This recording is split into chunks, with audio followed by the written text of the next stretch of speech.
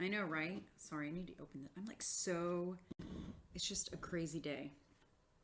Okay. I'm like, well, I'm trying to get this plan together, and then we have this meeting at 1:45. That's an hour. I'm like, I don't have time. I need to forecast, make graphics. It's like our new weather crawl system. It's some lady, it's a 1 hour like teaching us how to do something. And I'm like, I can't right now. It's like the last thing I can do right now. So I'm just like, I start getting stressed because I'm like, I still have to put this plan together for this weekend. And it's like, and the show starts at 4. I don't have time.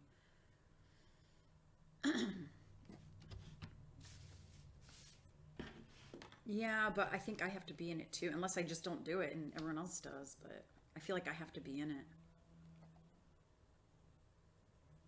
But yes, this is a very timely. I look extra like. Let me turn on the. Why does it look so? Let me turn on my lights. Oh, okay. I'll do that. Just turn on more lights.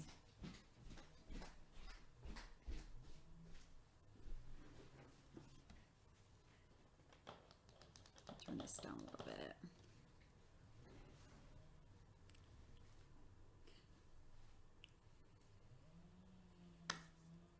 Perfect. Hey, everybody.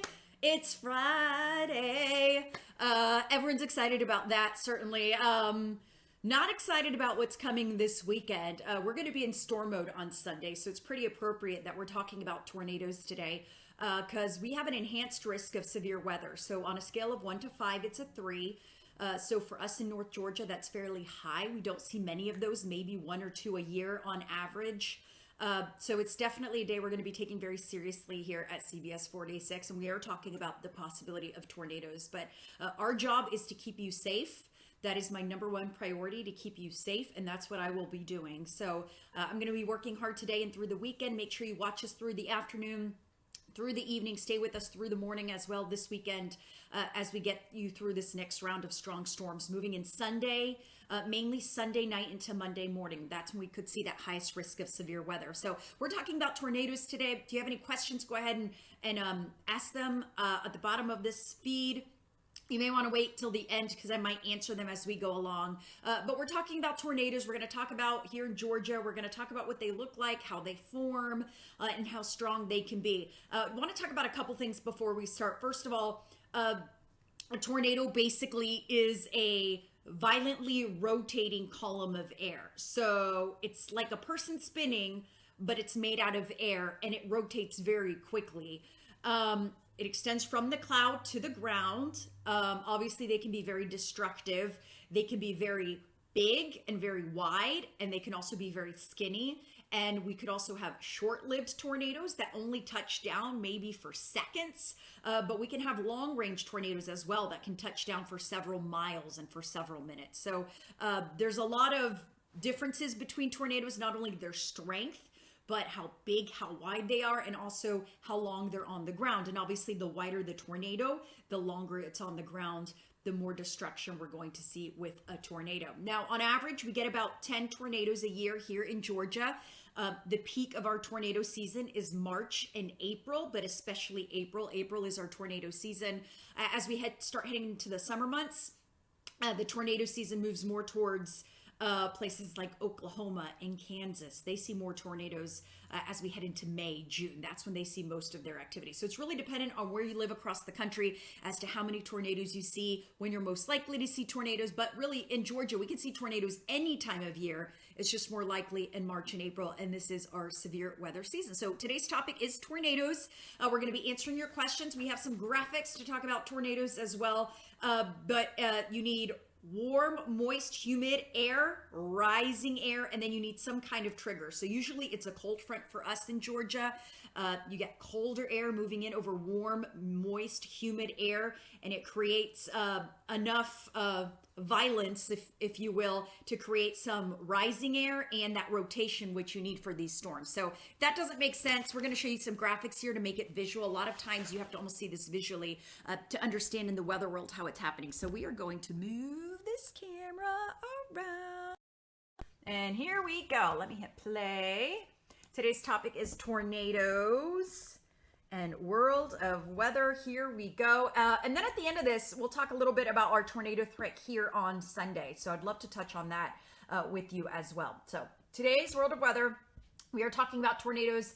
And the first thing, this is what I briefly mentioned, but you can see it. So you have surface winds. So you have winds at the surface, which is where we are. Surface winds, think of it as what you feel on the ground. But then we have the upper levels of the atmosphere. So think of the winds up in the clouds. And you can have stronger winds in the upper level winds. So you have faster winds above you than where you are at the surface. So when that happens, it creates a rotating column of air. It's almost like, imagine having a cylinder or something in your hands and you're rolling it on the ground. If you're rolling faster up top than the wind is going at the bottom, then it's going to cause it to spin. So you have a rotating column of air. And then what happens, especially when you have a front moving through, let me move this. So as that happens, you have an updraft, a thunderstorm updraft. So warm air rises. We've talked about that in several lessons. Warm air rises, but you get that warm, humid, moist, unstable air rising within that column of air. And what it does is it helps lift that rotating column of air. And instead of being horizontal, it becomes vertical. Then you have a vertical column of rotating air. And that's exactly what a tornado is, a violently rotating column of air. You have those thunderstorm updrafts from the winds moving in from the ground up into the sky.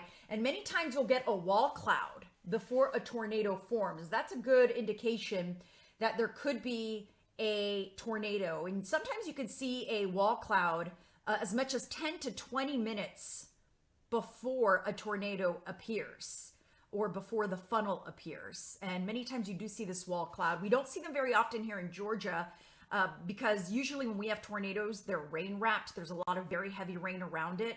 So we don't normally see these wall clouds. And normally we don't even see the tornadoes. We can hear them. We always see the damage, but we'll talk a little bit more about that. So you have that rotating column of air. It starts building downward. If it does not reach the ground, it's just a funnel cloud. So you may have heard that term before, funnel cloud.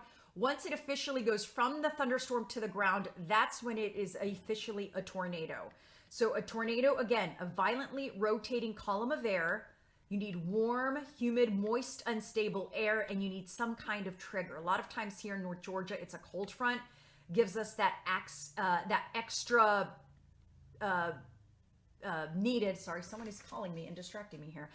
It's the extra trigger that you need to form that rotation. So you get the air moving in faster here behind the cold front, and it creates that rotation up in the air. Now we have the enhanced Vegeta scale. This is relatively new within the last 15 years or so. It used to just be the Vegeta scale. Now it's the EF scale. So it's not just an F0, it's an EF0.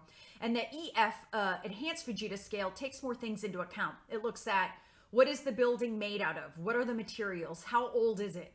Because you can't look at damage from a brick house the same as you would look at damage from a shed or a mobile home. Obviously, some are built to withstand strong winds better. So you look at all kinds of things as far as the structure, what they're made out of, when they were built, how strong they are, how many were damaged.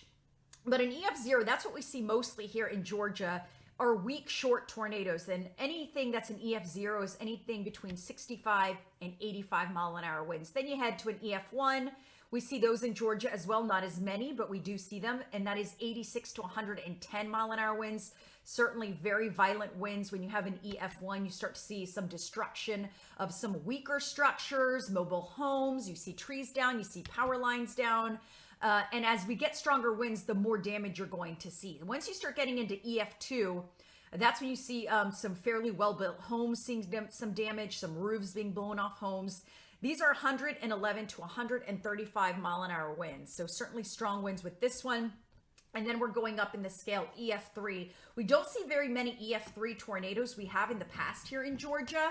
But in Georgia, normally we see EF0, EF1 tornadoes. We have once had an EF4 tornado in North Georgia. So that is the strongest one we have ever seen. But normally we see an EF0 and an EF1 tornado. Then as we head up in the scale, we have EF4. That's 166 to 200 mile an hour winds. That is a very strong tornado moving through possible there. Then as we head even stronger, we have an EF5 tornado. And an EF5 tornado is the strongest of all tornadoes. This is very rare. We don't see them often, but these are massive. This is total devastation. This is anything above 200 miles an hour. This is the kind of tornado where just basically everything is ruined. So EF5 tornado, the strongest of all the tornadoes on the EF scale. Now, this is a look at tornadoes in Georgia and when we see them. March and April, that is the peak of our season. Into May, we still see some tornadoes. And as you can see, really, we can see them year round. It's just that most of the tornadoes are in March and April. That's when we see 5 tornadoes in March and April. And then into May, the season really starts to taper off with 1 to 2 tornadoes through the rest of the year. But we do have a secondary severe weather season in the fall as we start getting those strong cold fronts moving through, and we see tornadoes then as well. As you can see in the summer, July and August is actually when we're the slowest, really July, August, September, October. Then it starts to peak a little bit as we head into the winter months. But for us, March and April is the peak. Normally happens in Dixie Alley. You've heard of Dixie Alley here. That's where we have most of the tornadoes. You see that area in red. That's where most of them occur: Nebraska, Arkansas, Mississippi, Alabama. We're in that orange area, so we have a greater risk of tornadoes, but not as high as it is across Arkansas, northern Mississippi, northern Alabama. That's where most of the tornadoes occur in the April month time frame. We're kind of on the eastern edge of that. Then as we head into May and June, it moves more into Oklahoma and across portions of the middle of the country where we have most of it. Now, sometimes we have tornadoes over water. And what are those called? You know, what is a tornado over water called? A wall cloud? We talked about a wall cloud. It's not that. It's not a funnel. A funnel is a tornado that is not touching the ground.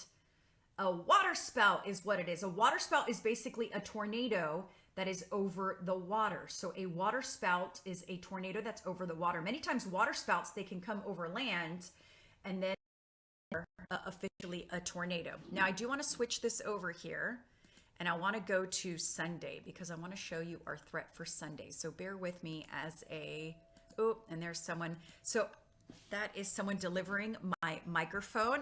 So this is real time, ladies and gentlemen. Hold on one second. I actually have someone from CBS 46 at my door.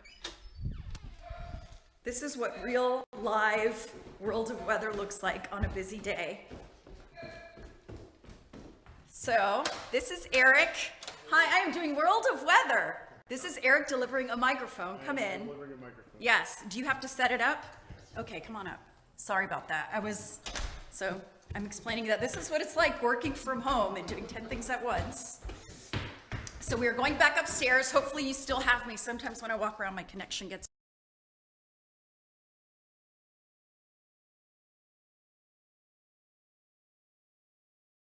time here. This is how it works. Okay. He's giving me a new microphone. So hopefully when you see me at 4 o'clock, we will sound much better. Okay. So I want to talk about Sunday. So let's get to this. I'm opening a new show here. Oh, did it cut out? This might have ended. Let's see. I think I still have you. I'm watching you on the feed on Facebook, and it's a very unattractive shot. There we go. Okay, we're back. We are back. Okay, so this is the severe weather threat for Sunday. I'm going to turn around. This is loading, so bear with me. So this is where we have the highest risk of severe weather. You see that bullseye? That's where we have a level 4 risk over Mississippi, Alabama, into Louisiana. We're on the outer fringe of that, but this is a level 3 risk here for Georgia, and that's pretty high. Again, we only see about 1 to 2 of those a year. So we're looking at damaging winds, possible tornadoes, very heavy rain, some areas as much as 2 to 3 inches of rain. So this is the time when you need to talk to your mom their plan. And we always talk about the safest place to be is in a basement away from any windows. So just have that plan in place. You don't have to be scared. You just have to prepare because we could see some tornadoes on Sunday. And of course at CBS 46, we are going to keep you safe. That's our job. So that's what we're going to do. But again, strong damaging winds could see some tornadoes. And now you can tell your mom and dad, you know what a tornado is. And how they develop. So I'm looking on the Facebook feed here. Let me open this and see if we have any questions. I know this has been a super hectic World of Weather. My apologies. It's been one of those days. Let's see. You were frozen. You're still there. You're back. Okay, good. So everyone's still with me. I'm sorry. So I'm so glad you joined me today. Next week we're doing Hurricane Week, so we're going to be doing everything you could ever want to know about hurricanes is what we're doing next week. So if you're interested in hurricanes, join us next week starting on Monday. I have to run because I am getting all of this plan ready for severe weather on Sunday. There's a lot to do to get ready. So make sure you join me at 4 o'clock. I'm going to have the very latest on the storms, and we will see you then. Everyone have a great day. I appreciate it, and we'll see you later. And see you Monday at 1:15. Bye.